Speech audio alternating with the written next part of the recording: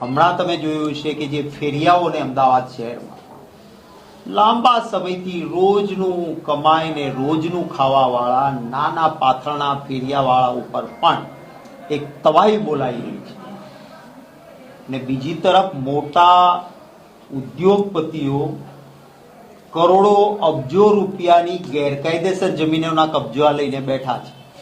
કેગના રિપોર્ટમાં હું જ્યારે વિરોધ પક્ષનો નેતા હતો ત્યારે જે મોટી મોટી જમીનો કબજે કરીને બેઠા છે એનો કેગમાં અહેવાલ આવ્યો, ત્યાં બુલડોઝર જતું નથી, કારણ કે એ તો ઇલેક્ટોરલ બોન્ડમાં ભાજપના ફાળામાં પૈસા આપે છે એટલે એના ઉપર નહીં.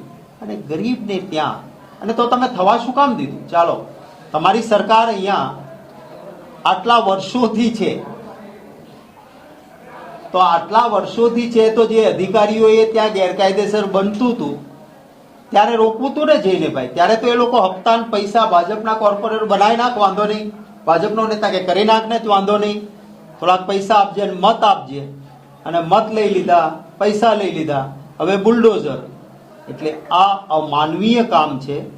વિકાસ જરૂર થવો જોઈએ, અને વિકાસ માટે તમારે કોઈને હટાવવાના હોય તો સુપ્રીમ કોર્ટે કહ્યું છે કે પબ્લિક ઇન્ટરેસ્ટ માટે પર્સનલ ઇન્ટરેસ્ટ જરૂર પોતે જતો કરે, પરંતુ એનો ઇન્ટરેસ્ટ બચાવવાની જવાબદારી સરકારની છે. મારું ઘર વચ્ચે આવતું હોય અને રોડ નીકળે છે, પબ્લિકના ફાયદામાં છે, તો મારું ઘર તોડવાની જરૂર ઊભી થઈ તો મને યોગ્ય નોટિસ, વૈકલ્પિક વ્યવસ્થા કે ભાઈ તમે આટલો સમય, તમને નવું ઘર, નવી જમીન અહીંયા આપીએ છીએ, તમે ફરો, હું ફરી જાઉં, મારું ઘર આપી દઉં, રાજી ખુશીથી આપે. કોંગ્રેસ પાર્ટીએ એટલા માટે જ જે અંગ્રેજોના વખતમાં જમીન સંપાદન કાયદો હતો એના ઉપર જમીન પર અધિકારનો કાયદો આપ્યો કે વળતર એ જંત્રી પ્રમાણે નહીં, માર્કેટ વેલ્યુથી પણ વધારે આપીને કોઈને ખેસવા હોય તો ખેસડવા પડે.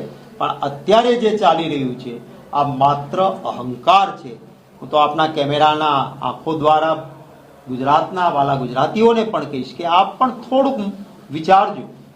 જે ટેક્સનું ટેરરિઝમ ચાલે છે, તમે સવાર પડે ને રાત સુધીમાં કેટલો ટેક્સ ભરો છે, જીએસટીનું ભારણ જે રીતે છે, શોષણ થાય છે લોકોનું, સામે સુવિધા નહીં. નાના નાની મ્યુનિસિપાલિટીઝમાં ટેક્સ કેટલા, નળ ગટર રસ્તાના ઠેકાણા નહીં, સફાઈનું ઠેકાણું નહીં, કર્મચારીના પગાર દેવાય નહીં, તો લોકોના ટેક્સના પૈસા ક્યાં જાય છે?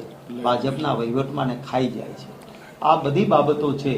એવું જરૂર માનું છું કે ગુજરાતી એ સમજદાર ગુજરાતી, માત્ર લાગણીશીલ છીએ આપણે ગુજરાતીઓ. એટલે ચૂંટણી આવે ત્યારે હિન્દુ મુસલમાન કરાવી દેવાનું, એટલે બધા મુદ્દા ભૂલીને મતો મળી જાય છે. આ જે ભાજપ માને છે એની સામે આંખ ખોલવી પડે.